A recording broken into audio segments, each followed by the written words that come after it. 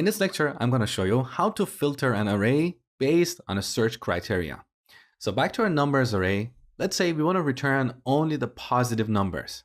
So we can use the filter method like this. Filter. Once again, we need to pass a callback function. This function has 3 parameters: value, index, and array. So out of these, we only care about value. We don't care about the index, because I just want to see if the number or the value is positive. So function value. Now here we can write a simple expression like this: if value is greater than or equal to 0.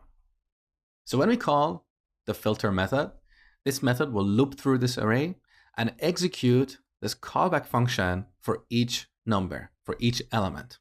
Now, if the element matches this criteria, it will add this element to a new array, and finally, we can get that new array here. So filtered. Let's take a look at the result. Filtered. So in our filtered array, we have only 1, 2, and 3. Now, earlier you learned about arrow functions. So this is a good case where you would use an arrow function. We have a single line of code in this function, and we're simply returning a value. So we get rid of the function keyword, put a fat arrow between the parameter and the body of this function. We don't need the parentheses because we have a single parameter. And because we're simply returning a value, we can also exclude the return keyword as well as the curly braces, and then put everything on the same line like this. Now we can make this code a little bit shorter. So in this case, we can use an abbreviation like V for value or N for number, because it's obvious that we're working with the numbers array. So we filter and we get numbers where number is greater than or equal to 0.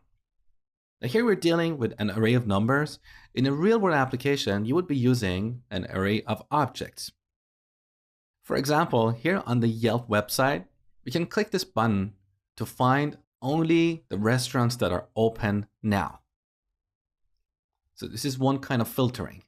So if you want to implement something like this, instead of an array of numbers, you would have an array of restaurants, and each restaurant has opening hours. So you could filter restaurants that are currently open and return them.